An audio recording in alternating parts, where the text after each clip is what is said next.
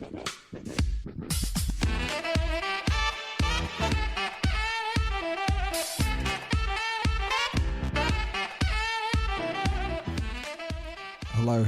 everyone, and welcome back to another screencast. This one is on proportion, it's direct proportion, and it's number 2.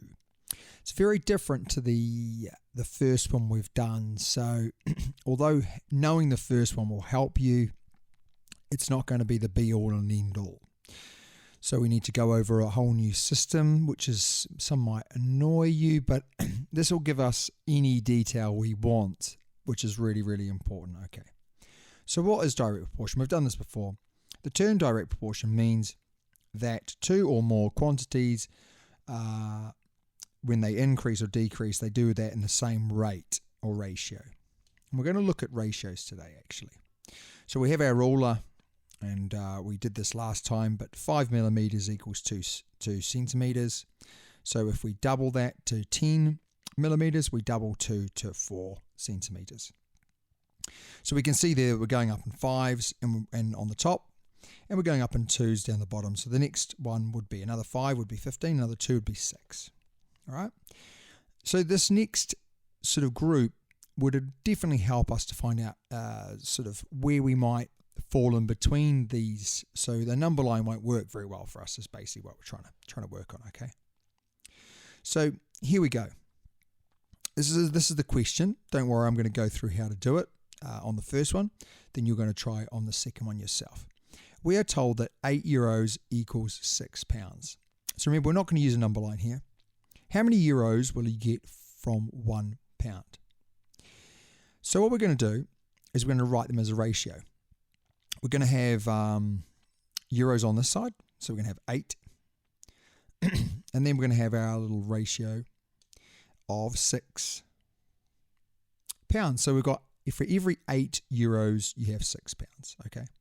So what we want to do is we want to find out how much 1 pound, how many euros you'll get for 1 pound. So we want to make the 6 pounds into 1 pound. Now, just remember before, what we did was we understood that they're directly proportional to each other, so they're changing at the same rates. So if we were to times on the number line, if we were to times the top number by, let's say 2, then we'd times the bottom number by 2. So we're going to use this information to help us work out this. But we're going to divide. How do we get 6 into 1? We would divide it by 6. So we're going to do that now. So we're going to divide this side by 6 to give us 1 pound. So now we're going to use that information on the other side. Remember, they're directly proportional to each other, which means that because I've divided 6 pounds by 6 to get 1 pound, I'm going to divide 8 euros by 6 to give me, and we'll need our calculators for this. So if you haven't got your calculator out, you definitely need to go grab it. But if you've gone and grabbed that now, then you take 8, divide it by 6. You could go old school and work it out, but it's definitely 1.3. Now I'm rounding all these to make it easy to use, okay? So 1.3 would be the answer for this, okay? So next up is an opportunity for you to do it. I'm going to start it out, all right? And that's going to be your chance to give it a go yourself. So we've got 8 euros on one side. We've got 6 pounds on the other side. And what we're trying to do is get it down to 1 euro. So we would divide by 8. Now, I'm not going to do any more. You're going to do the rest. You're going to come back and you're going to see if you've got it correct. Okay, because we've divided that side by 8, we end up needing to divide the other side by 8. So 8 divided by 8 gives us our 1 euro, and 6 divided by 8 will give us, here we go, 0.75 pounds. All right? And it really is as easy as that. The tricky part is knowing, one, what to do, but secondly, making sure you're reading the question well and you're dividing the correct side by the correct amount. Okay, so let's go through one more example. I'm going to do the left-hand side and then you're going to do the whole of the right-hand side. Okay, same amounts. So we're told that 20 New Zealand dollars, I wonder why I've chosen that, is equal to 11 pounds, British pounds. How many New Zealand dollars would you get from £1? All right.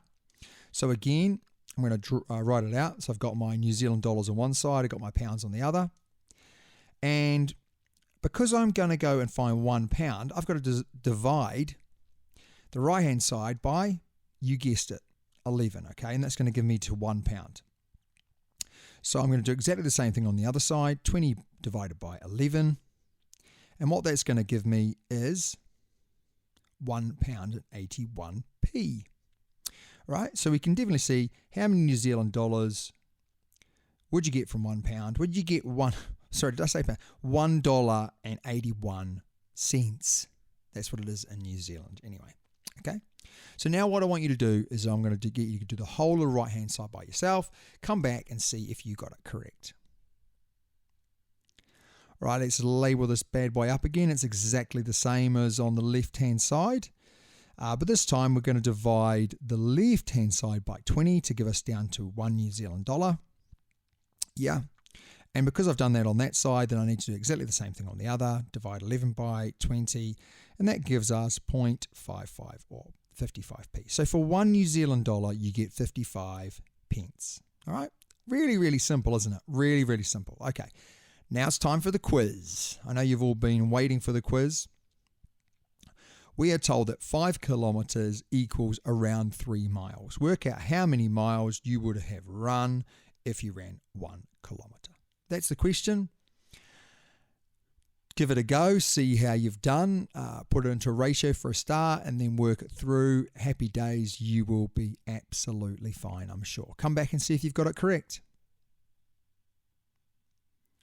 All right, here we go. That's to minimize it. So we start here with 5k as a ratio of 3 miles. We're trying to get it down to 1k. So we are going to divide by 5 both sides. We end up with 1 kilometer equaling 0.6 miles. And that's our answer. Okay, I might just go back there because some of you might not have copied that out if you've got it wrong.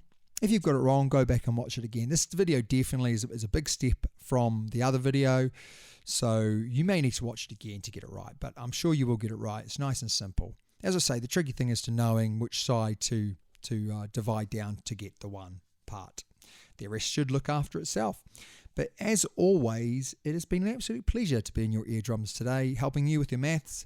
Until next time, enjoy your maths.